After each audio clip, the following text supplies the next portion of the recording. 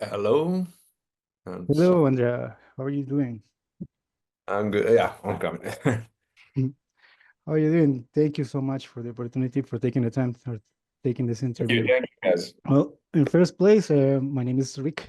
I work for the Brotherhood, and we're going to be doing this interview with Ruth de la Rosa, our beloved Okay. companion here. She leads a fan club of Lacuna Coil here in Mexico, Okay. and we did a dynamic that we always try to do something different for the band and the artists. So we Sure. we give the chance to the fans to ask something directly that they want to know, and the questions that we're going to be sharing with you were sent out by fans that are attending to your concerts. So they had tickets, and that was how they were able to send their questions. Okay. Okay, perfect.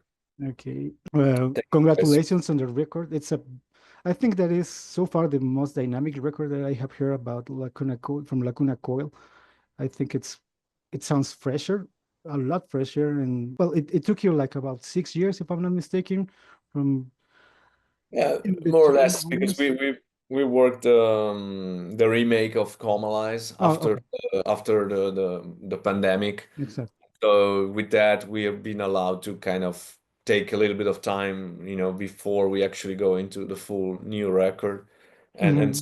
so by the time the pandemic went, then we did Kamala's XX and then record a new one. It's been like 2019 was the Hmm. last album. Like, yeah. Okay, now we're gonna move on to some of the questions from the fans.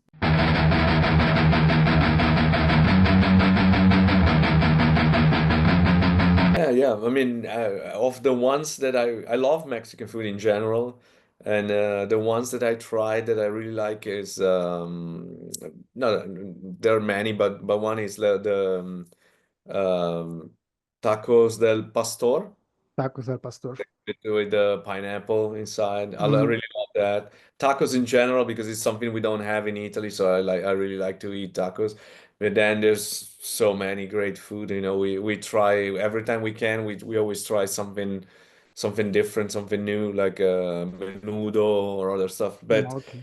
But I think some dishes are also common to our tradition in Italy. It is slightly different cooked, but not too different. Like we have also menudo in Italy. We Okay. call it differently, but it's very similar dish.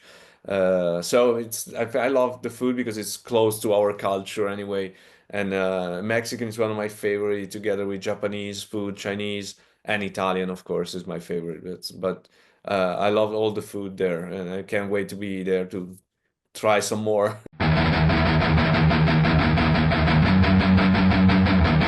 don't I don't eat that super spicy, but the habanero Oh. spice I can eat. That's not a problem. Also in South Italy, we have a lot of spicy food as well. Hmm. But not the super heavy spicy that I can do. Yeah. But I like to do when it's spicy, but with flavor. Okay. Yeah. Exactly. It has to have something, no? So it's Yeah, worth. not just super It's, strong and that's it, there's another one. In case you had any time to explore while you were here in the previous times, do you have any specific or memorable place that you had visited before? Yeah, we visit the pyramids of the Okay. Aztec site, not too far from Mexico City. It's like an Hmm. hour outside. I don't remember. There's the pyramid of the sun and the one of the moon. Hmm. I don't remember the exact name of the place, but it was a huge site, and that was really cool. But I would like to see more of that, actually, even the Mayan stuff. But it's not. We don't have usually time to travel a lot inside Mexico, so it's always quite the cities, and then a little bit. Sometimes we have the Exactly. opportunity to visit, but not as much as we would like to see. I would like to go see all the ancient stuff, of course. But those Exactly. pyramids, they were great. I really love to be there. Yeah. Yes, I've been there, and I've been also to Acapulco a long Oh, time nice. ago. Like the very first time we played in Mexico, we played in Mexico City with Theater of Tragedy, a Norwegian Oh, band. And after that, the promoter paid for us a vacation in Acapulco for a few days. And, nice. and so we went there the very first time. Like it was even before we went to the States.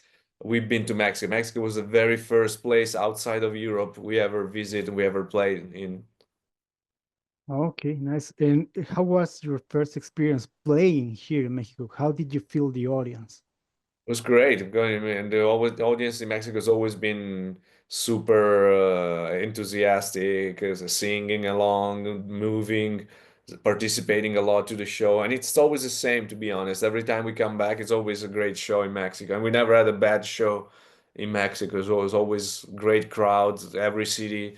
Obviously, Mexico City, it's usually the biggest one with the more people. So obviously, it's also the louder crowd. But to be fair, all Latin America is always really good for us, and we always have a great time with the food, with the people, with the energy. You know, we have the cultures a bit more similar to our culture as well on certain things.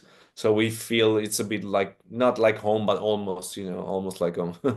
Yeah, because I think there's, like you mentioned, there are similarities, even though you're in Europe, but there are difference. Like, for example, you is not the same thing talking with someone from Sweden than talking with someone from Italy.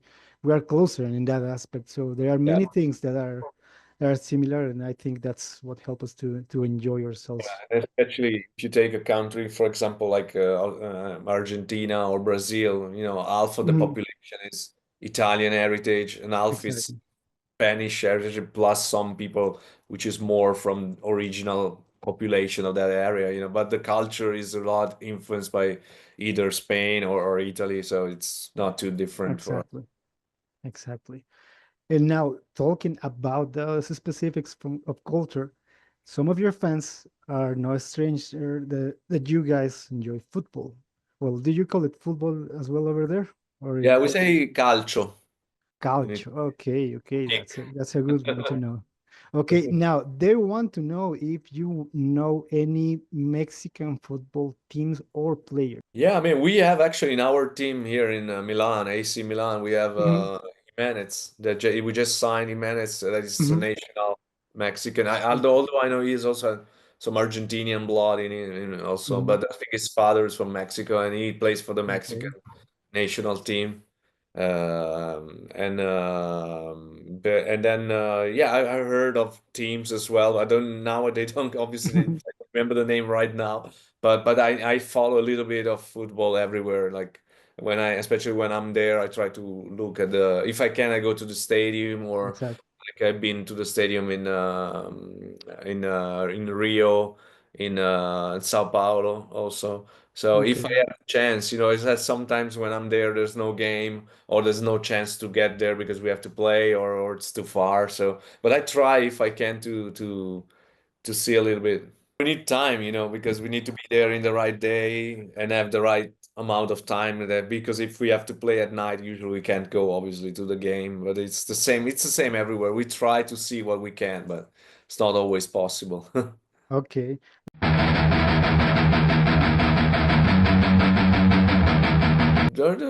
I think a couple that we always would like to tour because we like their music. One is Korn, and Okay. and one is Rammstein that we Mm. never got the chance to tour. I mean, we play with Korn in festivals and some shows around, but then we never tour with them, and we would like to do that because we love their music, and Rammstein as well because they always have been a great band from a very beginning.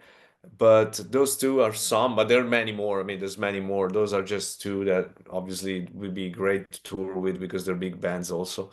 But there's many, there's many bands we would love to tour with. Yeah, actually, I think Corn would be a very good matchup with you guys. Hopefully, if it happens, bring it over here. I know some of the guys in the band and their Oh, friends. okay. And, maybe one day, yeah, we'll do it. Let's hope so. Yeah, let them know that if you do that tour, you need to come here. Don't forget about Mexico if that happens.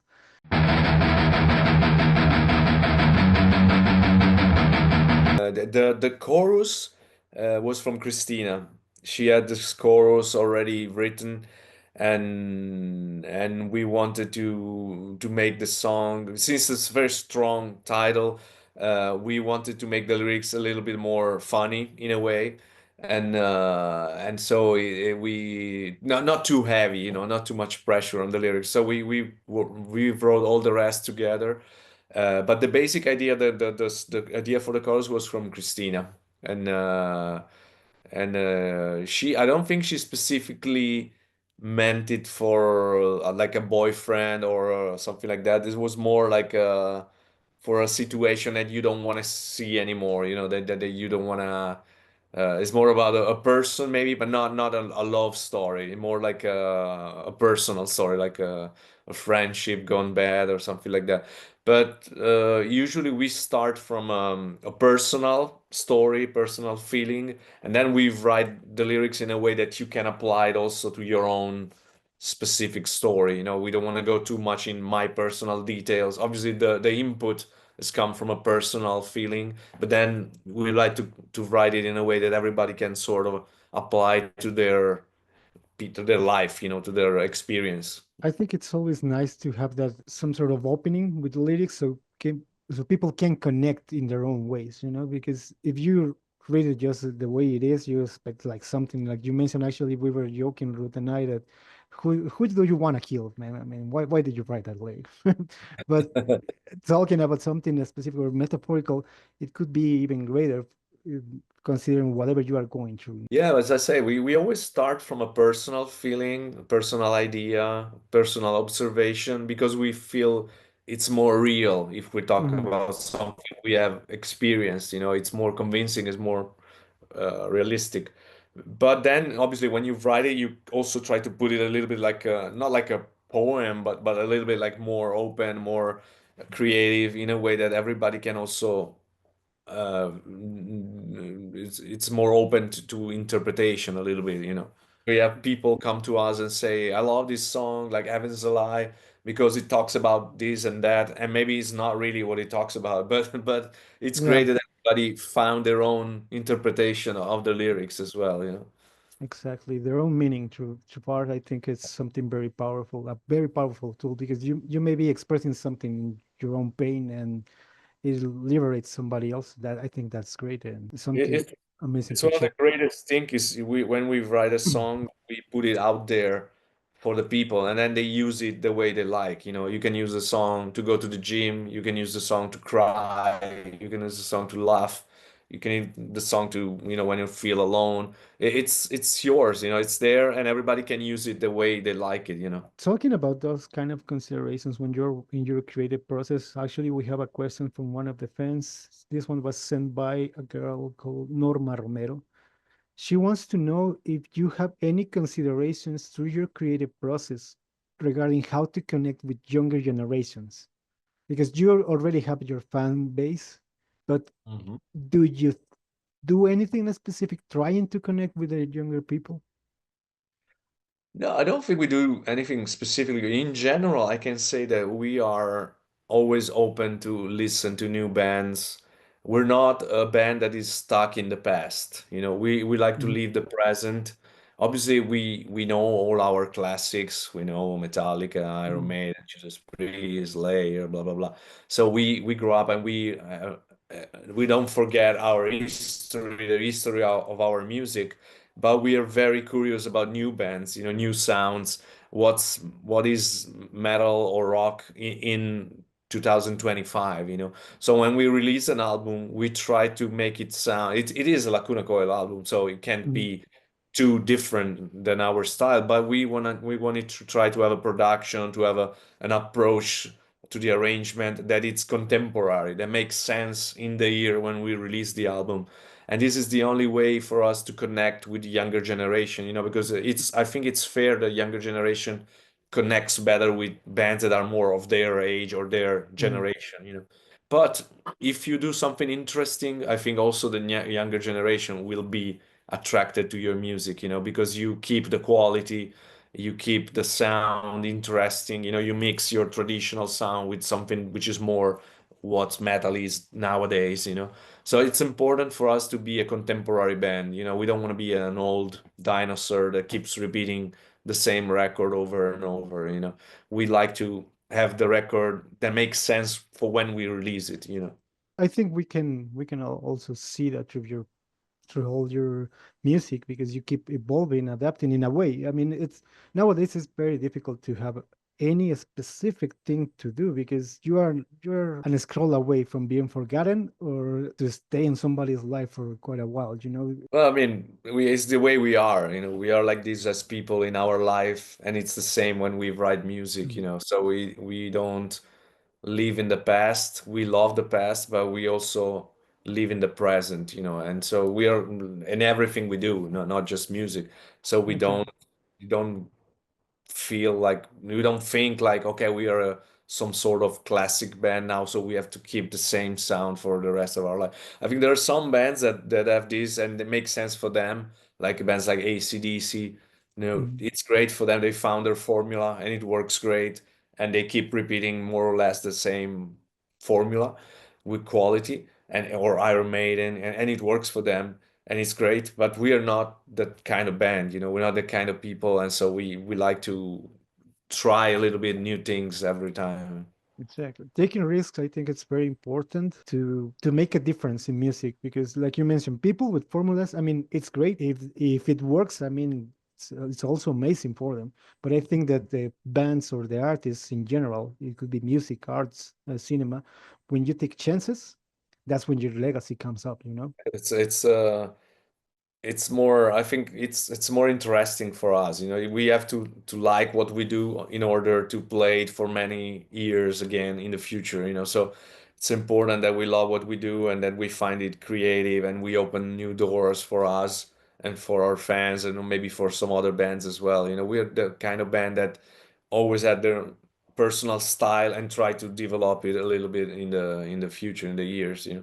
And I think a lot of bands have been also being inspired by us nowadays. Yeah, I think that you guys are one of the bands that inspired like a lot of people back in the day, and they are doing their own thing now because whenever you think about your style of music, you I mean, I think almost immediately you think about Lacuna Coil, you think about maybe Nightwish, maybe Epica, those kind of bands that created this impact out there. I mean, it's already a legacy, you know? So Yeah. I mean, it's very important. Now, and yeah, we have another one. We already heard your last album. I think, like I said, it's pretty dynamic, and you did something that you haven't done before. You had guests in this one. You had Randy from Lamb of God and also Ash from the New Year's Eve. There's something that I want to ask you. I mean, I'm not disregarding the work that you just did, but I want to ask you, considering that you never did it before, do you see yourself doing something alike in the future? And if so, with who would you like to do something? Yeah, I think we will do it, but not more than a couple like we did on this Mm, record, because I think we already are two singers, so we don't want to put too exactly. many voices in the record. So two, I think it was the right number, it wasn't too much. And yeah, but we have a lot of more people that we talked to that we were willing to collaborate, but then for different reason we couldn't make it happen, because you have to be in the right time when they're available, when they're not doing their own record, when they're so it's a lot of combinations of different elements that needs to be matching at the same time in order to make it possible to do it. But we've been speaking with a lot of people, other musicians that are willing to collaborate, so we will do some more in the future, I think. Let's see when. We don't know when now. We're just released the album. Yeah. But something that it's interesting, and we might do it again. You need to have the right song also, so it's a Mhm. combination of things that needs to collide in order to make it happen. But there's many people that we would love to do it. Obviously, I can say the most obvious name like Jonathan Davis Mhm. or some other like, but there's Mhm. so many. And it depends on the song. You have to have the right song for the right person at the right time. So it's not only okay, I want to do a song with this guy. It has to Mhm. be the right song. He has to be available. He has to like the song. So it's a complicated process. It's not that you Yeah. just say, okay, I want to do a song with this guy and he's gonna come and do it. Yeah. I think it has to happen. You don't It have to has to force happen. It it. has to be in the right moment, for everybody. Well, like I said, I know that you just did this album, but it's good to know that you're open because a lot of people among your fans, they were curious about if whenever it happens, who would it be, you know? But now Yeah, yeah. we had that with Randy. I think I don't know if you have checked your numbers lately, but it I think it has like over 2 million streams, that one song. So I think Yeah, it's those possible. numbers Yeah, are it's one pretty of the good. most streams for sure. Yeah, probably 2, 3 million, something like that. Yeah, quite a few. Yeah, yeah, it's been doing really well. I think it has. I was It says almost 3 million. Like, yeah, yeah, to, almost 3 millions. Yeah, yeah, just a yeah. few. Now, But Randy is great because he's a friend. He's not only a musician that we always like, mhm, uh, and he's always also been a fan of Lacuna Coil, but also he's a friend beyond the music. He was the first guy we asked to because we always say every time we play together, every time we tour together, we always say we should do something one mhm, day. We should do one song, and so he came up on stage a couple of times. We did a Heavens Alive with us, and it's always been a friend. When he finishes a European tour, usually he comes down to Milan, and we go out, hang out for a couple of days, go out for dinner, go see some photo exhibition, stuff like that. So it's a friend beyond and we actually have a chat on WhatsApp with him mhm. because he loves cilantro Okay, and we hate cilantro. He okay, goes that's to the unexpected. supermarket, he send us a picture with like a big chunk of cilantro and we say we vomit, we say the icon of the vomit, it's like stupid kids jokes about cilantro. So we're friends, and so it was a natural choice to ask him.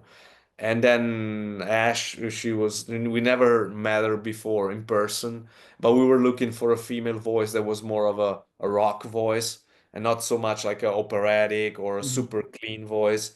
And so she had the right voice for that kind of song. And we asked her, she was super happy about doing it right away. She sent out the song back immediately. So it was and then we toured together in the States and we played the song live at some festivals in mhm. America in North America, and so it's been great, so good experience.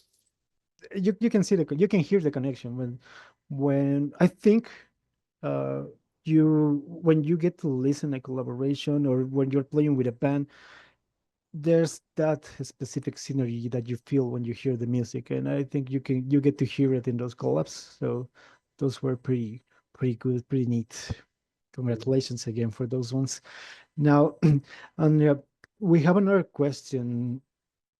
This one is quite specific, but it's considering some of the new technologies and the new upcoming things that I already did some of my homework. I have heard you guys did some of the stuff that the album is actually regarding this kind of topic. So, do you see yourself using AI in your music at any point? Well, I think AI is a technology, and I think that technology itself is not good or bad. It depends the way you use it. So I'm not against AI or any technology. Just it has to be an extra possibility for your creativity to be developed quicker or with more Mhm, variation. Now, in that case, it's fine. I don't like when you use AI to substitute because you're too lazy or you want to be cheap and you don't want to spend the money on an artist, so you create an artwork with AI. I don't like that because I think that it's an instrument for creativity, but not a substitute of a creative person. I think you need to keep the creativity human with the help of technology. So it's fine, but you need to understand the limit of the use, how to use it, how it's potentially a very interesting tool, and how is not the case to use it to just substitute somebody because it's cheaper or mhm, faster. So we did all our artwork with an Italian designer called Roberto Toderico, which draw handmade all the graphics for the CD, all the drawings. We have a drawing for every song, different, and we love the fact that a person did it, with his own mind, and we talked to him, we gave him the lyrics, we gave him the ideas, and he came back with some basic drawings, and then we tell him what we like, what we didn't like, and he changed it and he make it different. and he offered different solutions. So that's the interaction has made a very creative result, you know.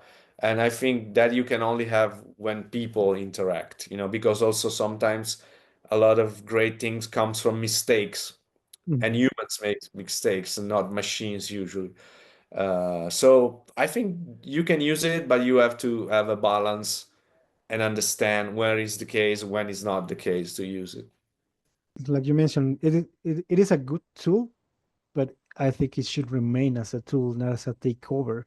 Like Yeah. for example, in the case from the last song that we got to hear from the Beatles, it was we were able to listen to it because of AI was able to do the mixing and clean up the voice because it was impossible for decades. So in those cases, I think, yeah, I agree with you. This one is another one from the fans. Have you heard any Mexican music, any Mexican artist? It doesn't have to be rock or metal, anything. Mm, I'm sure I've heard something, but I've heard we've toured with the band, but I don't think you can call it really Mexican. It was called Asesino. Oh It's yeah. like, but I don't know if it's fully Mexican or it's American and Yeah. Mexican people. You know, I think it's a blend of Mhm. mix of American and Mexican people. And same as Brujeria, I think it's the same kind of mix of people, you know. So, and then I'm sure I've heard some more. Maybe I don't even remember that they are Mexican, but I'm sure I've Mhm. heard some more. And the traditional music from Mexico as well, the from the old days. But I don't know maybe so much about the modern artists, which are not metal, not Mhm. traditional, you know, more of the pop, and I'm sure there's a lot of rap, like in, or a lot of reggaeton, probably like everywhere else in Mhm. Latin countries, you know, even in Yeah. Italy. And but yeah, so I'm sure I know more. Is it Pitbull from Mexico? No, he's from Puerto Rico. Puerto Rico, yeah, okay. The one artist that we have that is quite famous, but it's not reggaeton. Actually, something kind of new that is called corridos tumbados. Is this guy? Maybe you have heard the name Peso Pluma. Yes, yes, Yeah, yes. I think this I've guy. seen something on the internet about him. I know. I mean, it's okay. It's quite impossible to hear everything that is out there. I once read something that said that it was saddening for this person to acknowledge that nobody has enough time to hear all the music out in the world. And I was like, yeah, Yeah. that's a good one. Yeah, it's true to be honest. There's so much music every day. And sometimes you don't even know where it's from, you know, because you just listen it on Spotify or Apple Music or Amazon, and you don't even know where the band is from. You know, sometimes even people here in Italy doesn't know that we are Italian. You know, we had some Yeah. kids. We opened for Slipknot like a few years ago, and then we have some very young kids from the same city. They came to our show afterwards because they've seen us with Slipknot, and when we came back headlining, they come to see us and they say to us, "I didn't know you were from Italy. I thought because I saw you with Slipknot, I thought you were singing in English, so I thought you were from America or something like that, not from Italy." And they are from Italy, so Exactly. usually a lot of people knows because we've been around for a certain number of years, but all the younger kids, they don't necessarily know where you're from, you know. This is something interesting that you mentioned here, and I want to ask you, I want to take this opportunity because this happens a lot in here in Mexico. You guys being from Italy, you are using what I think is some sort of the universal language for music, which is English. In Mexico, it happens a lot when somebody takes that path, it gets criticized. So what do you think about bands, artists that are not from the US or from England singing in English? Well, I think that English it's the language of rock music, you know, because it's been invented in England and in America and developed especially in America. So it's normal that most of the bands you're gonna hear about they're singing in English because that's the place they're coming from and that's the language where the genre was born, you know. That doesn't mean you can't do it in another language, you know. You take Rammstein, they've done it in German Mhm. or you know, in the 80s, there were bands like Héroes del Silencio, which were doing hard rock in Spanish. You know, so you can do it. We also had some Italian bands doing hard rock in the 80s. So you can, but obviously English is the most natural language for this genre, and most of the bands we grew up with, they were singing in English, you know. So we never even think about only singing in Italian, you know, because also Italian has a very soft sound. The language is very Mm. good for melodic music, but not so good for harsh music. So if you want to play something heavy, Italian language, it's very hard to fit in the melody because it's very melodic, too soft. Because most of the words end with vowels like Mm. a, u, e, I. So it's very difficult to make it sound heavy and fast. And English language also, it's it's very good because with few words you can say a lot of concepts, you know, while in Exactly. Italian you have to use a lot of words to explain everything, and we have 5 words for every for one meaning, you know. So it's different to write in Italian and write in English. I think Italian is very good if you write something more melodic, but to do something heavy, English is better. I think it fits better as a language. But you can still do it in another language. It's not forbidden, you know. Yeah, and I think it's very similar the case in here in Mexico because Spanish is also pretty much the same when you're writing down music. I think it is the choice to go is to do it in English, talking about hard music, rock music, and something like that. So I don't see any. I think, but it is curious. Like some people actually think that like you are doing some sort of crime if you don't do it in your native language. And it's like, okay, it is not because you're not accepting um, where you're from. You just want to do something nice, you know? Yeah, it's just that the nature of the genre is different, you know. It's just making it more easy to do it in English because it sounds better, and it's not a problem of culture, you know. You can Exactly. you can still use some elements of your culture in the music, like we use Latin sometimes in some songs. We've used some Italian phrases.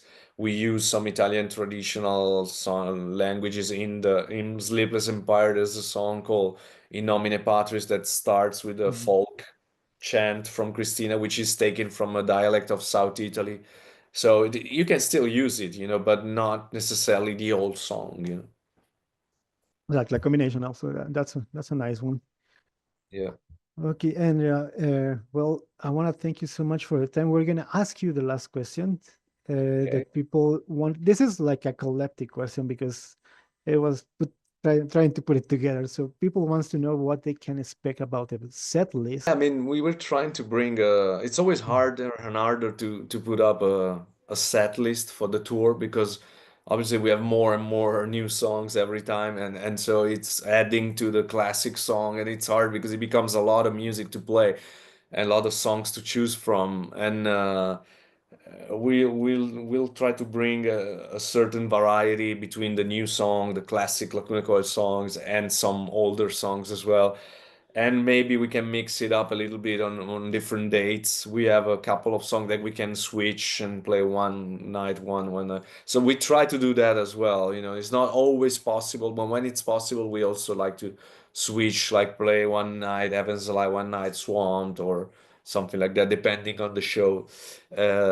So yeah, it's gonna be a little bit of a mix of a lot of different things. And if we can, we're gonna change some of the song, not many, but maybe a couple of the Mm, songs, different nights. Yeah, exactly. Yeah, it's quite difficult having the repertoire that you have, and now yeah, with the new stuff, and it's always complicated. I think it's always complicated to please everyone in the audience because some people may go for that one song, and if you don't play it, they're not gonna like it, but they gotta understand. yeah.